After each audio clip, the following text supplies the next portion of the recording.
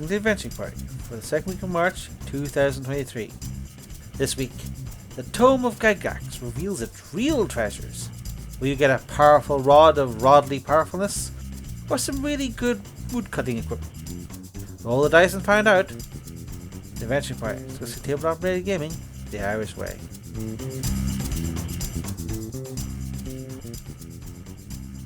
Welcome, dear listeners, to our bizarre bazaar of trinkets and treats. That's a good one. I like that. And it is indeed a treasure trove this evening on this episode of Tomes of Gygax. Yes. That bit's not getting old. We have, after 124 pages of this book, giving all kinds of dumb stuff like advice for castles, inspiration for adventures, and the correct way to heal werewolves. We finally got it to the point where it does what a dungeon master's guide is supposed to do: act as a encyclopedia for treasure and magic items and nothing else. No advice here, just loot. If Monty Hall shows up, give him a goodie bag. Yeah, that's not a data reference at all. But it is still a tome of Gygax. It is still written by the great Ernst Gary Gygax himself, and thus everything requires so much extra explanation, which raises further questions. So we're here on page 125, and it immediately goes into explicit detail about how it's impossible to tell what a potion is by any means other than drinking some. Yeah, it's George's Marvelous Medicine rules, folks. So sup up, and I hope you can survive to the hangover. I get the idea that you're going for that every wacky wizard has got their own impromptu way of bottling their things, but I really struggle with the idea that wizards never label any of their stuff, and it's just like as if putting this potion turns you invisible upon the bottle of invisibility potion would cause the magic to disintegrate. In fairness, given how paranoid your average Gygaxian player has to be at the point of time where they get to a wizard's drink cabinet, do you think they'd actually trust any of the labels? But I guess it's done with them. Yeah, I suppose that's fair. I think you want a bag of mice to kind of just eye drop a couple, some of this stuff onto and see what happens. Yeah, that's an option.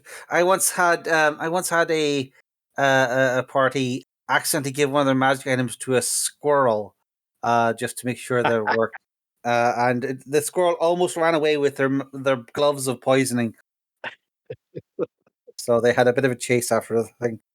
But yes, I do think that Gygax does give a sort of two-faced mercy here, saying that tasting the potion should tell you what the effects of the potion are.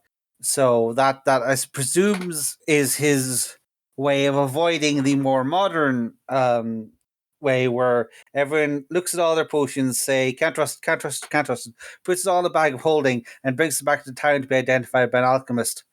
Which is expensive. Like, yikes. What else are you going to spend your money on in a fifth ed campaign? Beer. Hey. And resurrections, presumably. Gonna need them diamonds. Get me a diamond the size of my fist. I'm gonna need eventually. Yeah, I like the taste thing. I think it adds a lot of flavor. No pun intended. Yeah. One of the things I'm actually curious about, though, is that I swore that there was like a special screw you rule for the poison potion, where it's just like if you so much as put a drop on your tongue, it is a save or die. But I do not see that rule here, so I guess I imagined it from another more deadly version of D&D. Well, if you want to have lots of fun with that, by which I mean screw over your players, you tell them it tastes kind of reminiscent of something else, a little musty, and then when they go and down it, it kills them. Yeah, I imagine Gygax would have approved of that type of thing. It'd be fitting because so many of the magic items we're about to talk of, like there's a bunch of cursed ones. Not really, well, they're not described as cursed as such. They're just like this is the alternative black hat version of that thing you wanted to find, and it identifies as the normal thing until you try and use it, and then it reveals Yeah, its true there's a colors. lot of those. In fact, that is one of the items I've chosen for our sort of. We need to pick out a few particular items, and I think the one that really gets to me, and I might need to go find this thing very So quickly. I've avoided the big ticket items, and I'll be curious to see if I doubt there's going to be any overlap. Like 3 out of a big sack, very hard to get the same two. I avoided the brand name recognition items, but I think I've found 3 that amused me at least. Although one of them I think is still around. So my item choice is, well, first off, to give context, you have something like the Horn of Blasting. Horn of Blasting looks like a normal trumpet, but text is magic, and it can cause like a burst of sound that damages people, deafens them, stuns them, or it can be used to smash walls essentially. And it has a chance of exploding because of course it does. And yeah, it's a fairly interesting magic item, particularly if you like, knocking over castles or what have you, or smashing through walls with a trumpet. Oh hell yeah! But then below it, we have this on page 146, by the way. Then below it, we have the Horn of Bubbles. I was reading it. Yeah, nearly made my list. The Horn of Bubbles is a thing that appears to be a horn of blasting or similar horn of collapsing or horn of Triton. Oh, actually, there's a whole bunch of horns here. Yeah, there's a whole bunch of horns of many different powers, such as collapsing things, summoning storms, or just bringing down the hosts of Valhalla to cleanse your enemies. Good time. As well as that, there's also the Horn of Bubbles, where it appears to be one of these wonderful items. Instead, except when you hit it, all that comes out is a bunch of bubbles, which blind you. Not immediately. You can blow on that horn and then and nothing happens. And then when you're in the presence of a creature that means to kill you, then the bubbles show up. So at Mm. the worst possible moment, all of a sudden you're Ah, surrounded by bubbles, which I think is great. It's nearly made my list. Here's the thing, though. I'm just trying to figure out the chain of applicability here, because the only thing I can understand this is you have one person in your campaign who goes out into dungeon, gets your horn of blasting or whatever, comes back, starts showing it off to everyone around it, and then presumably some secretary person goes on, I want my horn of blasting, and they consult the sages and spend thousands of gold, and they go down the dungeon to find this horn, go around, try to find something to use it on, get jumped by a troll, blow the horn, get blinded, get torn to shreds. That's a bit of a very specific scenario to be a dedicated slot in the Dungeon Master's Guide. I just feel, He's got space. There's lots of stupid stuff in there. He's got space. He's figured to throw it in. but yeah, it's just the so many of these cursed magic items are very specifically meant to look like they're essentially, as you said, the evil versions or tricksy versions of. That's yeah, a very pejorative term, cursed. I mean, that's like what is the definition of a weed? It's a plant that you don't like where it is. These are magic items, very valuable in their own right, and perhaps with a little thought could be very useful. If I'm you, sure there are people who've used the Horn of Bubbles to, I don't know, escape the gaze of a Medusa or something. But at the same time, the fact that it is very specifically meant to look like a previously existing magic item really makes them feel like they're not so much parts of the world or parts of the world building, but cruel jokes that Gygax was playing on his own personal player base, who kept asking to have the second copy of all the cool magic items that Robolar was finding. yeah, I don't have Excalibur and Bexcalibur and Nexcalibur for you. Here's Wanda the Warbling Sword instead. Remember, folks, talking weapons are by their very nature cursed. I will get to that. Because as well as all the lists upon lists of standard magic items, there's several sections not put at the end like you'd expect in the modern DMG, but like just thrown in the middle of this the special rules for intelligent magic swords or the special rules for artifacts and Oh yeah, the artifacts are amusing. Listen, and it should be noted that you picked out perhaps the one pairing in this entire section where the regular magic item and then the I want to say differently magic item follow each other in the listings because I think it's alphabetical. Everything else is just scattered all about the place. yeah.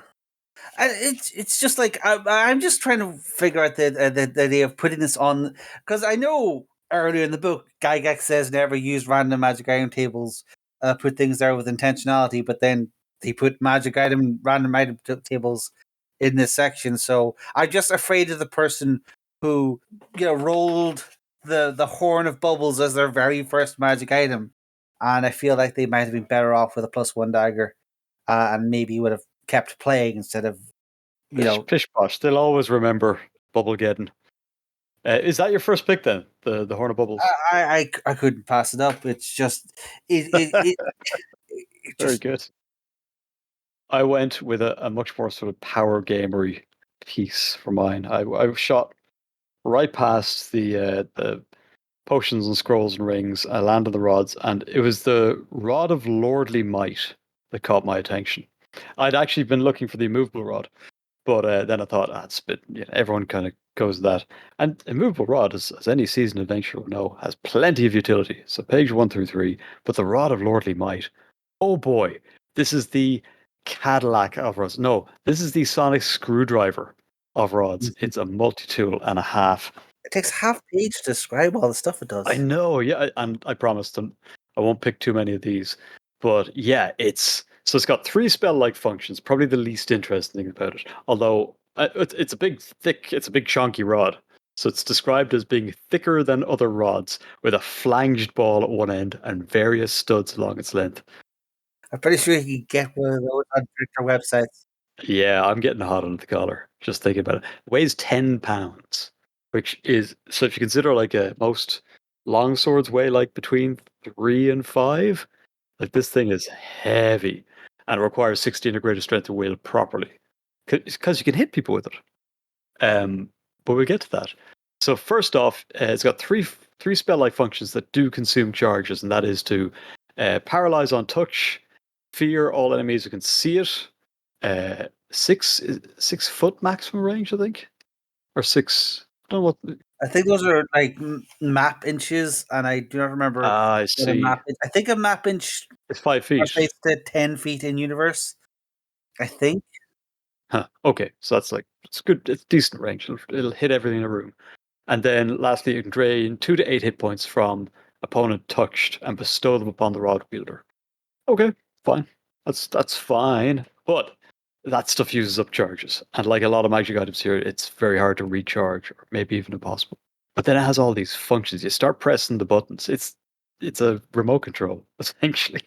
You start pressing the buttons and it can turn into a +2 mace, a +1 sword of flame, a +4 battle axe, or a +3 spear, consuming no charges. Amazing. So you've got a weapon for every situation. Wild. My absolute favorite, though, is the fact that it also has a bunch of mundane uses. It can be a climbing pole, which can push a spike which anchors in granite, and it has sharp hooks on it that allow it to. You can basically use it as sort of a grappling hook. Yeah, it sort of extends out to 50 feet with these 3 sharp hooks. They'll hook onto something. You stand on one of the the horizontal bars that fold out from the sides, and then you tell the whole thing to carry the equivalent of 4,000 pounds of weight upwards as it shortens again. It has essentially a battering ram. You can use it to force open doors, and then it'll also act as a compass and tell you how high or low above surface height you are. And none of that consumes charges. This thing does everything. I mean, the only thing it doesn't do is count your gold. I think it's wonderful. Yeah, it's one of those things that has survived multiple editions. I'm pretty sure you can get them in fifth ed with more or less the same functions, except I think like everything's been standardize a little bit more. Probably toned down a bit. I'm gonna go to check that actually. I'd be actually quite surprised if. But let's see what it says. Okay, that's my first. So let's go back to you now. What's next on your list? Well, as I'm going through the thing, I keep finding like other weird elements, like the fact that all magical rings, are racist. Like so many of the things in this book. Why did I see it? Oh yeah, sorry. Rings can be used by any race of character, including trolls apparently above. But those worn by gnomes, dwarves, and halflings have a 20% chance per use of malfunctioning. Is that a dig at Lord of the Rings? Isn't most of this? This is sort of after the lawsuit that got deities and demigods. The original run had to be pulped and the whole thing reprinted without certain, Balrogs and Gandalfs and such. So it's possible this is a weird little dig. Yeah, it just seems that having half the races just not get rings just seems like a very odd. Well, they get them, but like not properly. It does seem like a bit of an odd choice, and I guess I mean, if you wanted to turn that into world building, you could have something weird about how Greyhawk, rings are anathema to dwarves or something, but it just seems like a very random inclusion. What page is that on? That is page 129. So the rules on rings. Oh yeah. But yeah, that was oh yes. So I was going through for the actual item. Sorry for the aside. Not at all. The incense of obsession. Oh yeah. Skim through that one. Strange blocks of insects exactly resemble incense meditation, which is one of those useful items that helps people get more spells back. Set a light and people meditate next to it, which is what you're supposed to do. Its order will cause the cleric to become totally confident that his or her spell activity is superior due to magical incense, which is the effect of the real stuff, and then they will be completely determined to use his or her spells at every opportunity, typically when not needed or when useless. Nonetheless, they will remain obsessed with using all your abilities and spells until all are cast or 24 hours have elapsed. And apparently, these come to packs of 2 to 8. Why they come in packs of 2 to 8 when you will clearly figure out that this is Yeah. load of crap very quickly? I'm not sure. I guess it's to help the illusion of being the real incense. Share them with the party. This is sort of the other side of cursed magical items, which is the ones that only work if the player is going to play along. You sort of have to, for someone to like role play this kind of weird obsessive behavior, you sort of have to have a player who thinks this is funny and is willing to play their character, be this weird obsessed. I will show you the power of Jesus. Right. But yeah, but like if you get say a player who wants to play optimally and would like to play the resource management game of a dungeon crawl, then you're starting to get into arguments of, well, I only need to cast these spells when I have an excuse, but I don't have an excuse right now. But like maybe if I see this enemy and then starts arguing with the players, with the other players to like make sure to keep him in the dark so he doesn't accidentally cast all his buff spells the first time they see a goblin or the like. I like it. It's this weird kind of confusion. Certainly not one to put in the hands of a player who is obsessed with sort of Munchkin optimal play, because they'll just never play along. But it's great fun. Now, I mean, as to why there's so many of them, well, from the cleric's point of view, it all worked out perfectly well. He should probably light up another one of these bad boys. Yeah. It's up to the rest of the party to figure out. Wait a second, like what has gotten into Baldric? He's just. I'm pretty sure he tried to raise dead our roast chicken at dinner. We should probably check what he's smoking. Again, these are interesting ideas for magic items, but I wouldn't want to be deploying them randomly, as Gygax himself said earlier in the book, and then shot himself off the foot because that's how this book works. So what's your number two? Right. Well, I'll just confirm. Yeah, Rod of Lordly Might, like everything in 5e, is just better. It no longer has a strength requirement. Obviously, it no longer uses up charges. The 3 charge using ability is now once per day, and it does like 46 necrotic damage, and then you get those hit points. That as opposed to 2 to 8. So, yikes! It's a heavy hitter. So, but my second one is on page 137 as the bag of beans, which is another kind of one of these. Here's a bunch of stuff that can happen, but I quite like it. I think bag of beans shows up here and there. It's a regular looking bag. When it's opened, reveals several pebble-like objects. If they're dumped out of the bag, they will each explode for 520 hit points of damage to everything within 10 feet. To be removed safely, bag of beans must be taken out by hand. Can't do it with telekinesis or any other tools, and you can place a bean in the dirt and watered, and something will spring forth. It's usually a creature or an object. It's 7 different results, so it's pick a dice to roll for that one. Yeah, I think the later versions of this had like a full set of things, but a whole bunch of random items. I know there's a D100 table on the fifth ed version. Oh my, a D100. Yes, that's the one I've encountered before. This one is actually this is mostly cursed, really. Yeah, they're pretty cursed, these ones. And yeah, I guess this is sort of implied to make the GM come up with their own. These 7 are just examples, but I don't think any of these are good. It is a for example, yeah. Well, I guess look, a lot of these, if I don't water the bean, and someone else waters the bean, and what emerges is a wyvern which grows instantly and attacks, then I'm gonna. These are party favors for people you don't like. Here's a magic bean. Go nuts. It's everything from a poisonous raspberry bush to an ice storm. Strike the area. I don't see any good ones here. You could get a genie's rig, maybe. Yeah, it says at the bottom that thought, imagination, and judgment are required with this item, but I don't. But since I it's think based, that should have been carved at the top of this section.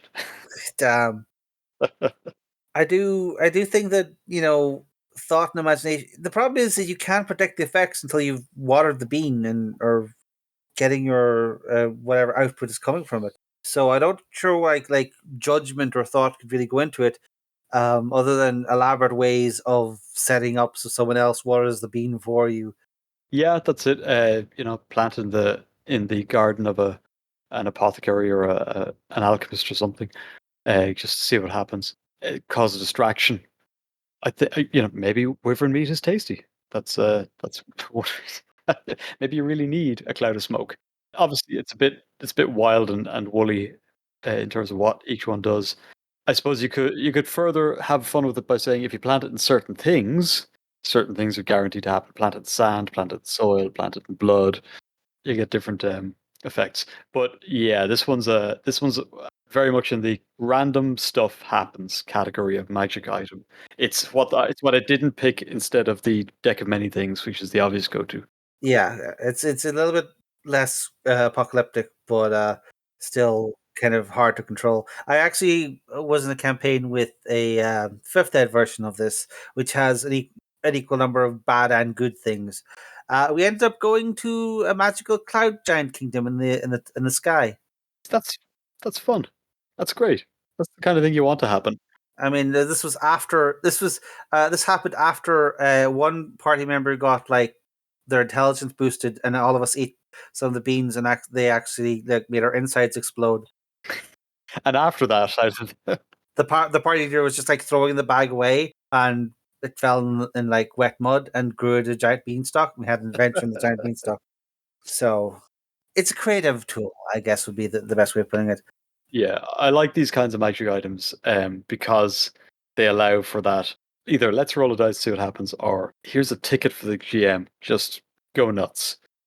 Or with a little creative play, give the players, after some time, after some experimentation, give them some clues as to what different effects you'll get out of this. Yeah, I think it's an archetype for a lot of very cool magic items that come afterwards, or appear in this book as well. Oh yeah, like as I said, there's nothing wrong with it, but sometimes it's just you wouldn't want it to be someone's first or only magic item. It would be something for them to experiment with at a date.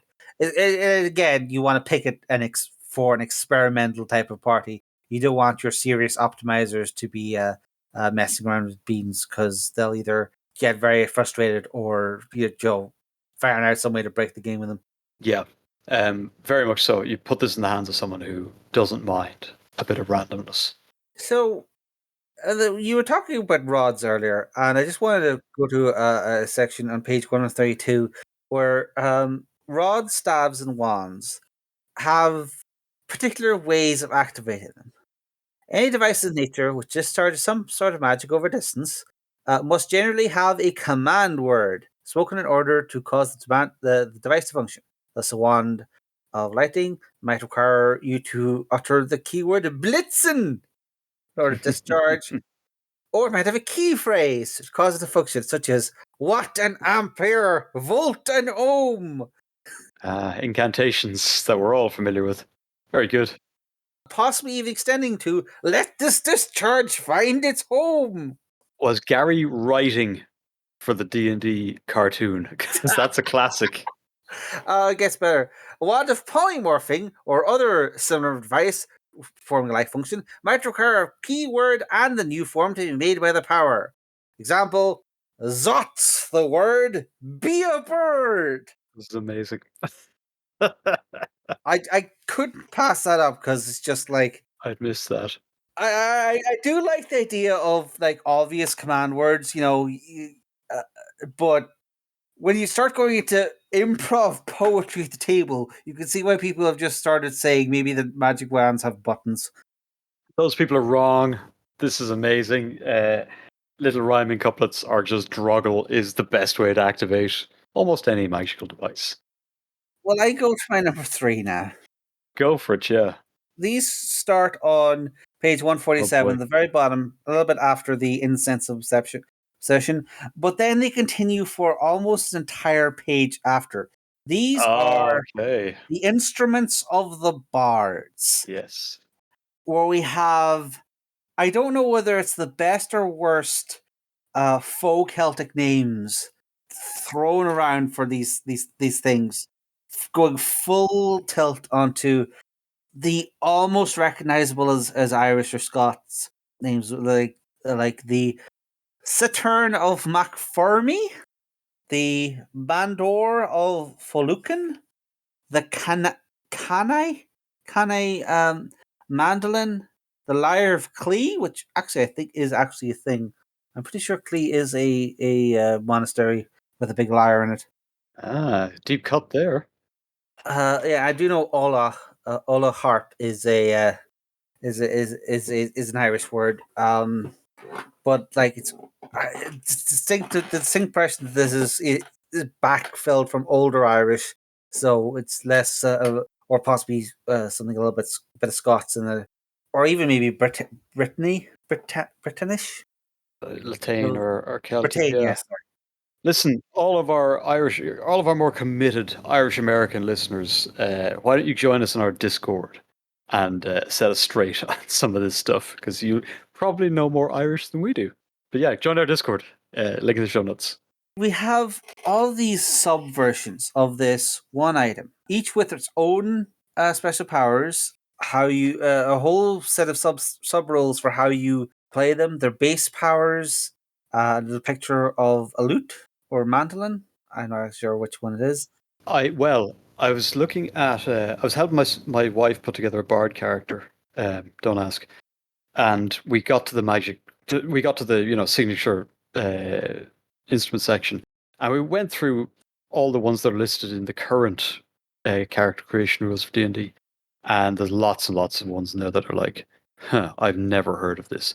And in 90% of the cases, it tends to be something that looks suspiciously like a guitar. There are so many different instruments that are basically it's a guitar. They've all just come from different traditions, but anyone who had something hollow and some strings and a fretboard to stretch them across made something that looks a bit like a guitar, no matter what it's called. It's like if you give me the name of a musical instrument from the medieval period, it is almost certainly either a guitar or some sort of flute. is how it works. So yeah, rich, varied history. Basically, it's guitar is the crab of the instrument world. Most things are trending towards guitar. Okay, yeah, but the reason I bring this up is that this is an entire page of items that are only be able to be used by bards, right? Good, yeah, perfect. Here's the problem with that. In first edition, bards were almost impossible to be. You had to have, I think there were like 1%, like the chances to roll the stats were like 2% if you weren't cheating. Like the only thing that was more hard was a paladin. And you needed to have all those stat requirements, and you needed to go through a convoluted process of playing for like 5 levels as a thief, then going back to level 1 as a fighter, and then leveling that up to like 7 or something, and then going back again to level 1 and leveling up as a druid for 5 or 6 levels.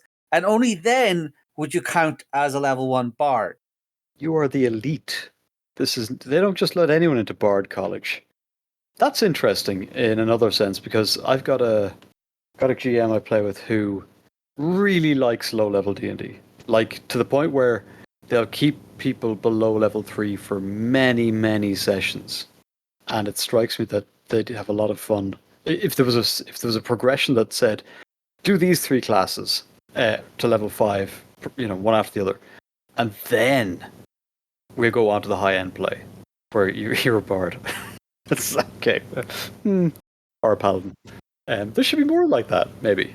That's an interesting idea, but yes, you had to be as committed AF. If you're that committed to play through what, like 15, 20 levels of 1 to 5, 1 to 7, then yeah, there should be a section that the only people who can use it are the hardcore D&Ders who've put in the time to get some variation of a loot.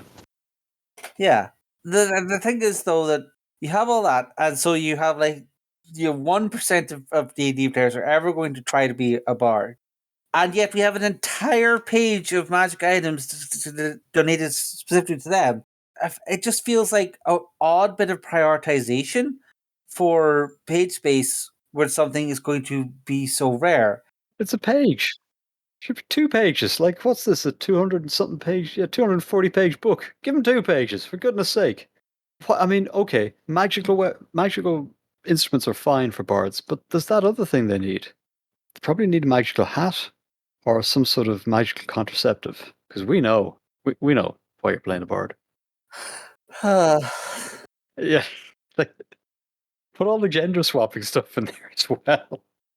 Well, I guess the other classes do get their own specific man's games, but again, I feel like if you go to an epic quest and slay a dragon and find gigantic harp in the middle of the dragon's hoard, and you're saying, "Well, you're gonna have to go back to goblins for a little while if you want to use this magic item." I feel like again, this is not something you place randomly.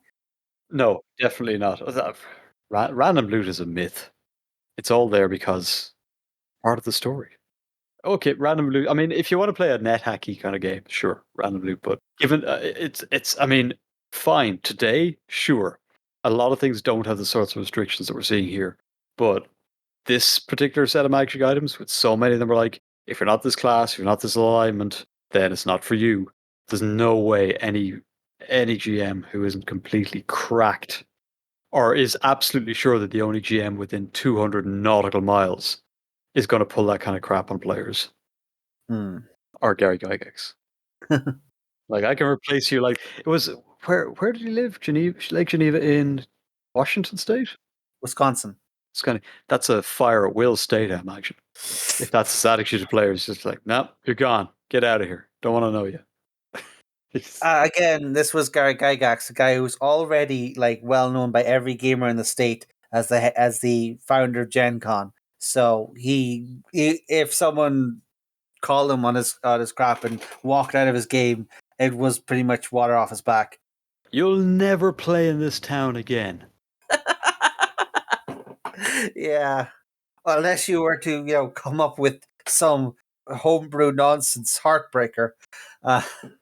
We genuinely know very little about this man. It's fair to say. We're speculating wildly at this point. Okay, was that? That was my number 3. Do you want to do your number 3? Is there anything else we need to say about that before? I mean, is there any one of these in particular that stands out for you? Is there any one of these instruments in particular that kind of stands out for you that you like? Not particularly, just the con. Like, each of them is cool. Don't get me wrong. It's just you have to be barred to use these provision, which just felt weird to me. But yeah, they're cool items. They are kind of variations on here's 3 things you can do: utility, healing, sometimes a bit of damage, but mostly one of them gets 4 things, like general properties of all bard instruments. Oh wait, they all get that. Okay. Yeah, they all get a core, like 3 or 4 core powers, and then each of them has 3 powers of its own.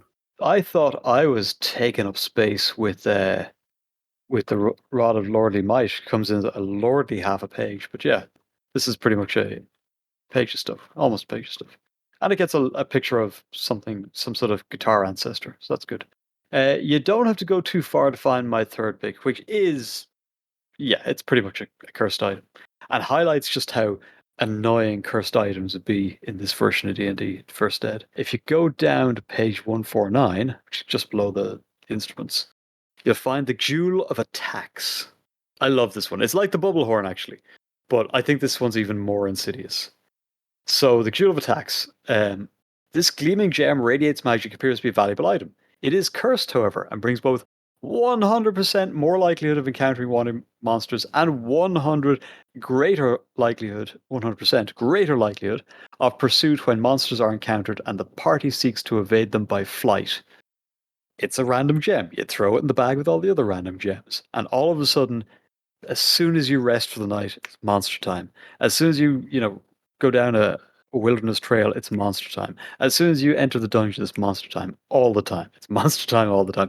Arguably, if you're looking to gain a lot of XP quickly, this isn't a bad thing. But you don't know you've got it on you. It's just like, oh yeah, it radiates magic. It could be valuable, I suppose, assuming you're checking for everything for magic. But it's valuable, okay, stick it in the sack.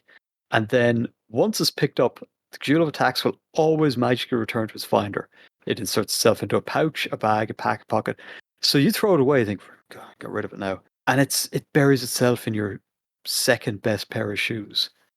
It could be ages before you look there. And in the meantime, the counters are ticking up and someone's going, we're attracting monsters again, aren't we? Everybody, turn out your pockets. And then you can get rid of it with a remove curse or atonement. But until then, it's with you. And it is a monster party all the time. So yeah, it's kind of. I like how low key under the radar that one is. Yeah, it is one of those things where the GM would need to be keeping copious notes of all the ongoing secret effects and how many of the party's healing potions are actually potions of poison and all this. I get the impression that Gygax either had an amazing memory or was a meticulous note taker. Considering he was an accountant, I would imagine it's the latter. I don't know. I suspect he just winged it. He'd be like, well, I know Hmm. they picked up that curse potion. How many potions do you have? Right. You're taking a healing potion. Okay. How many? Anyone in particular? No. Okay. How many do you have? Right. Roll. Cool. It's good. Yeah, it's a healing potion. Not that he says anything about the rolling. As you down the potion, you feel molten metal coursing through your throat. You are dead. Goodbye. I do occasionally, as a player, tend to keep a random potion, an unidentified potion about my person. I always call it sort of my emergency potion. I was very lucky to avoid a potion of poison on one occasion, and then then I was conflicted with. I was playing a lawful good character, and I had this awful moment where we're in this market, we get some stuff identified, and it's a poisons are valuable, but I couldn't sell it because, well, if I sell it, some bad person will get it. So we lost out on a lot of money, and I no longer had an emergency potion. Current character in the game, yep, same deal, has an emergency potion. No idea what it is. We'll we'll find out eventually. Usually when the chips are as down as they get. Any favorite magic items you tend to keep around or look for in games? I think we've done a wed bed behead on this topic previously. Oh, I think we have, yeah. I do have like deep thoughts about potions. I am noticing, however, that the modern gamer really does not want to play the sippy game with their stuff. They want to identify everything for. They'll occasionally get people who put something on without knowing what it is, Oh, 100%. but I don't think they really commit to a magic item until they identify it. So many of these here are like curse on pickup, cannot discard. Live Yeah. with it. And then there's just random stuff like the Saw of Mighty Cutting, which allows you to cut through trees.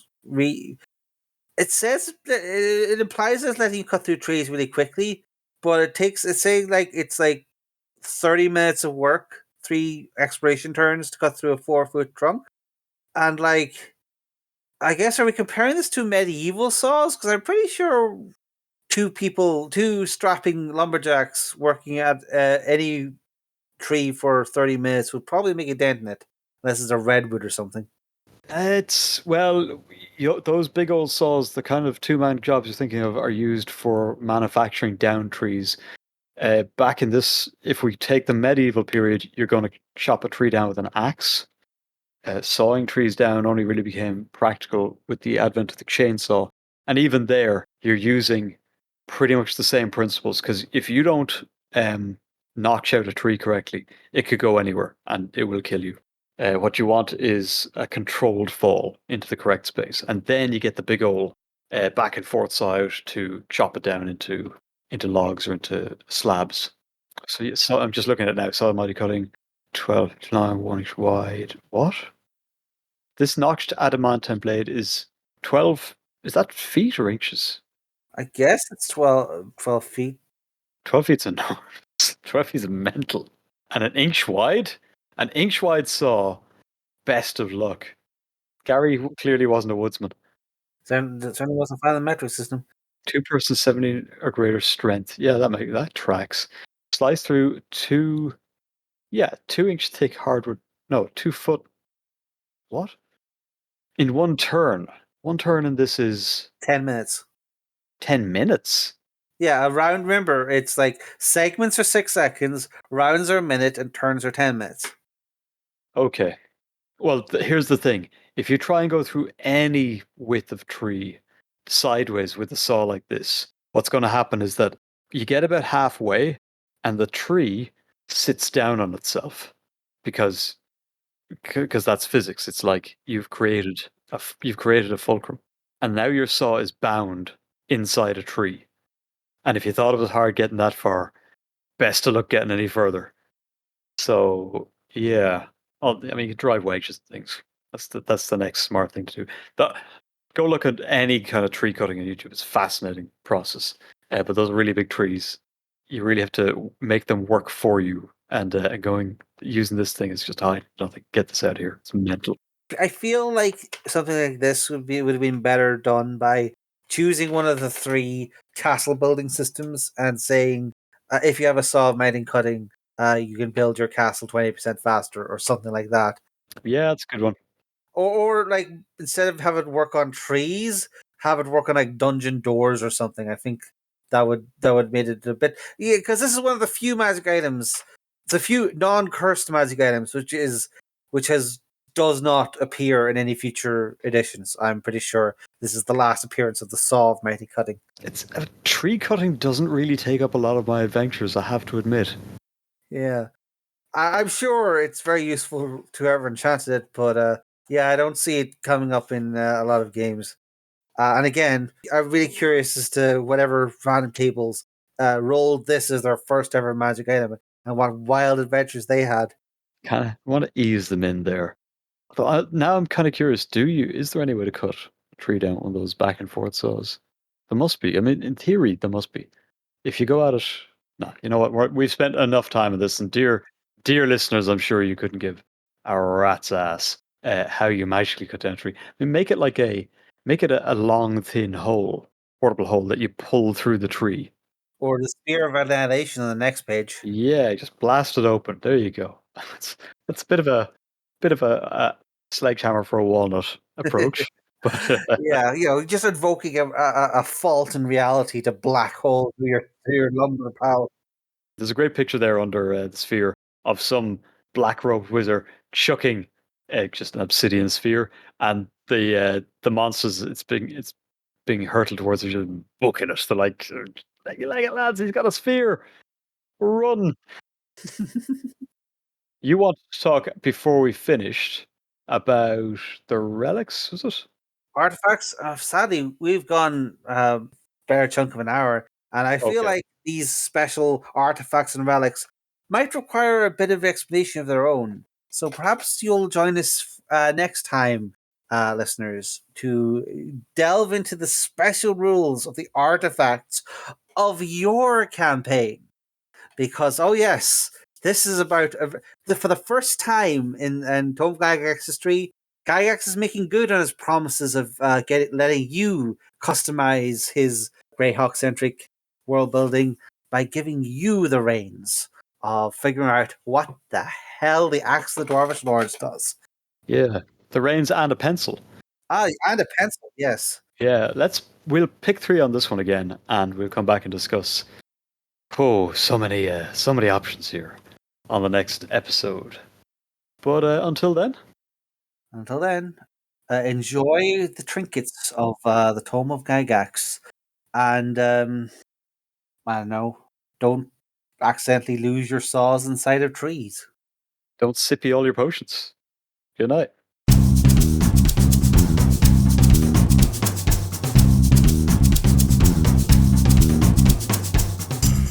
Thanks for listening to the Adventure Party. You can find show notes and links to things we've mentioned at www.theadventuringparty.net and on our Facebook page. You can leave comments there, or talk to our Twitter account at AdventurePTY, or you can record a voice message at www.speakpipe.com/theadventuringparty. We can also be contacted directly by email at party@theadventuringparty.net. If you'd like to be in touch with the party all the time, come join our Discord server, link in the show notes. The Adventuring Party is released under a Creative Commons Attribution Non-Commercial Share Alike of version 3 license.